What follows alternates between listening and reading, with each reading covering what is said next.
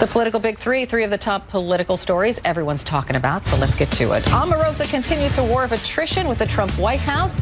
What if she really does have 200 secretly recorded tapes?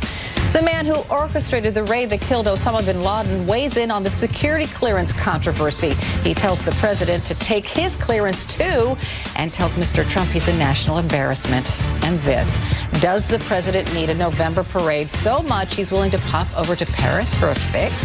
Joining me now is Lauren Leader. She's a Democratic activist and CEO of All In Together. Jen Kerns is a GOP strategist and former spokeswoman for the California Republican Party. Welcome to both of you.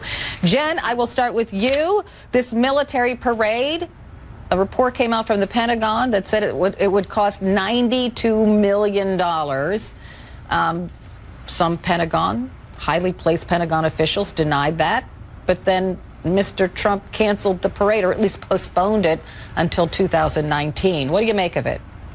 Well, look, I think President Trump's motives were good here. He has said from the beginning that he wants to honor the military members as well as their families. He's looked at the sacrifices that they've made, in particular since 9/11. I know many military family members, especially having been in San Diego for quite some time, people whose wives had babies while they were off overseas, people who've been through multiple deployments. And President Trump has said from the beginning that he really wants to simply honor these families and make it a day of celebration for them. Mm-hmm. Here's the thing, though, Lauren. Mr. Trump appears to be blaming the mayor of D.C. for driving up security costs, and that's why he says the price tag is so high, set it somewhere around $92 million.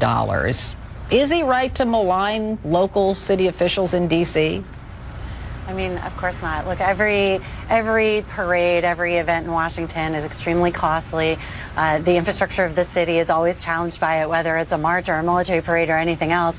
The cost of the cost. They certainly trust our Pentagon to give the correct estimates. I'm not sure why anyone's questioning what the Pentagon has reported on this. You know, I have nothing but respect for the military. I think there are lots of wonderful ways to honor them, including making sure that we have an outstanding VA, making sure that we have service members getting access to the GI Bill, to education, to the health and human services that they need after they serve, so that their families are helped. And, you know, I think this one felt like, I think to a lot of people, and especially as the cost balloon, maybe not the best way to honor our service members, as good as it might feel to see them marching. I was just looking for the tweet from the D.C. mayor. Do we have that tweet? I'm just curious. I can look at it. Okay, we're going to put that up there. I mean, blaming her was not... Well, the mayor of D.C. bit back, and this is what she said. Yep, I'm Muriel Bowser, mayor of Washington, D.C., the local politician who finally got through to the reality star in the White House with the realities. 21.6 million of parades, events, demonstrations in Trump America. Sad.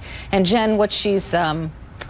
reading between the tweet lines here, she's saying that because there are so many protests in D.C. because of Mr. Trump's presidency, it's costing her city a mint.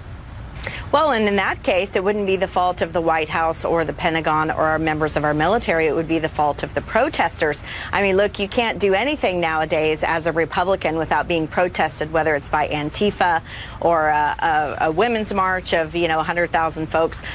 So, we do live in a protest environment, and that is inherently built into the budget. But that is not President Trump's fault alone.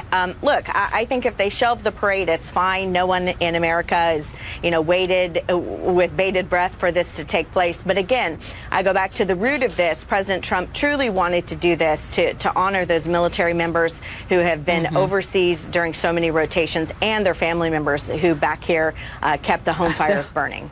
Well, and many of them are still there and still serving, which is one of the reasons why it was a question whether it was appropriate to do a parade when we still have so many members of the armed services in harm's way. The last military parade was in 1992 after the Gulf War. So there was controversy on both sides, but it does feel like maybe not the best use of taxpayer dollars right now. Okay, well, in any event, that parade has been postponed until at least November of 2019. Lauren Leader, Jen Kerns, thanks to you both.